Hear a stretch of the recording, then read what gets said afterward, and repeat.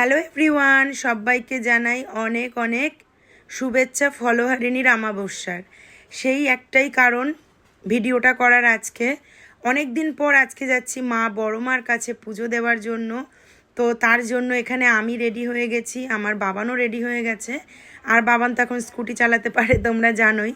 তো আমি এইভাবে রেডি হয়েছি, আর বাবান আমাকে নিয়ে স্কুটি করে সবার প্রথম চলে এলো মায়ের কাছে। আর দোকানটা খোলাই রয়েছে, সেই কারণে রয়েছে বাবা। তো বাড়িতে চলে আসার পরে যথারীতি আমরা সমস্ত সবাই রেডি হয়ে গেছি। এখানে রয়েছে বোন, এই আমার ভাই, এই যে মা, এই যে বাবান, আর এই তো সবার আগে দেখালাম আমাদের ছোট্ট সদস্যকে।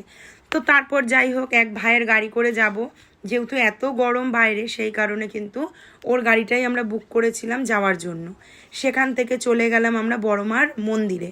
খুব সুন্দর সুষ্ঠুভাবে পৌঁছে গেলাম, কিন্তু পৌঁছে গিয়ে এমন একটা কথা শুনলাম, সেটা তোমাদের সবাইকে জানাতে ইচ্ছা করলো।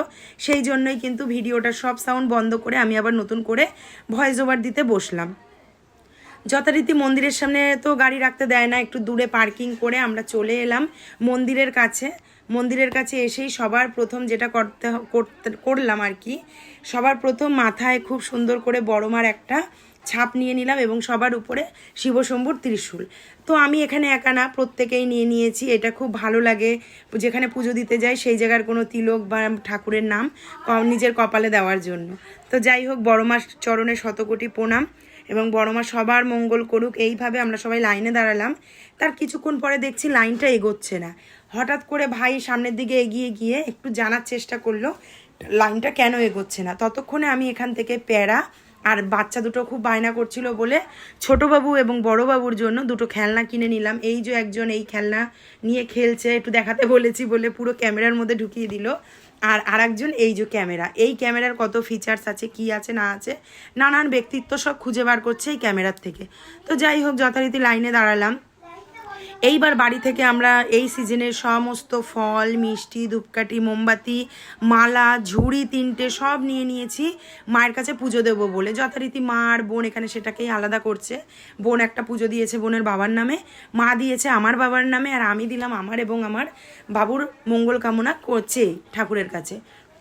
তো বলল আজকে যেহেতু ফলহারিণী আমাবস্যা, সেই কারণে আজকে মায়ের মন্দিরে সকালবেলায় যারা পুজো দিয়েছেন তারা বাদে বিকালে যারা লাইনে দাঁড়িয়েছেন তাদের কিন্তু কোনো রকম কোনো পুজো এখানে নেওয়া হবে না। অবশ্যই লাইনে দাঁড়াতে পারেন আপনারা, মায়ের দর্শনটা আপনারা করতে পারবেন, কিন্তু এছাড়া কোনো পুজো দেওয়া, প্রসাদ দেওয়া সেগুলো কিচ্ছু এখানে হবে না। তো যথারীতি আমরা লাইনে দাঁড়ালাম। এত দূর থেকে গেছি, মায়ের দর্শন না করে কি আসা যায়? আর এই মায়ের কাছে আসার জন্য আমি অনেক বছর অপেক্ষা করে আছি আমি কত তাড়াতাড়ি মা বড় মার কাছে যেতে পারবো। তা এই যে চলে এলাম অবশেষে, অ্যাট লাস্ট একদম মায়ের সামনাসামনি, মায়ের মুখোমুখি আমি। মাগো তুমি সবার মঙ্গল করো এবং তুমি নিজে ভালো থেকো, সকলকে ভালো রেখো, এই কামনাই করেছি। মায়ের সামনে গিয়ে আর কিছু চাইবার মতো আমার মুখে কোনো বাক্য ছিল না। প্রথমত হচ্ছে প্রচণ্ড গরম, আর দ্বিতীয়ত মায়ের ওই রূপ দেখে আমি মুগ্ধ হয়ে গেছি।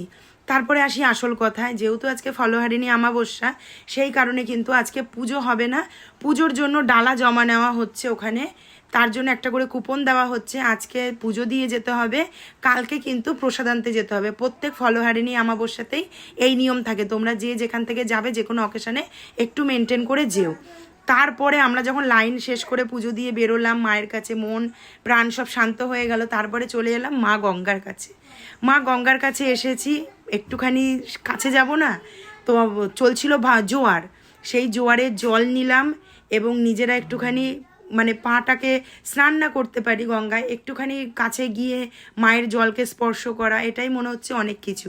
তো যাই হোক, খুব সুন্দর করে পুজো দিয়েছি, খুব ভালোভাবে মায়ের সামনে অনেকক্ষণ ধরে মাকে দর্শন করেছি, আর একদম মনোমুগ্ধ হয়ে গেছি। তোমরাও যাও মায়ের কাছে, যে কোনো অকেশন হোক, অকেশন ছাড়া হোক, খুব সুন্দর করে পুজো দাও।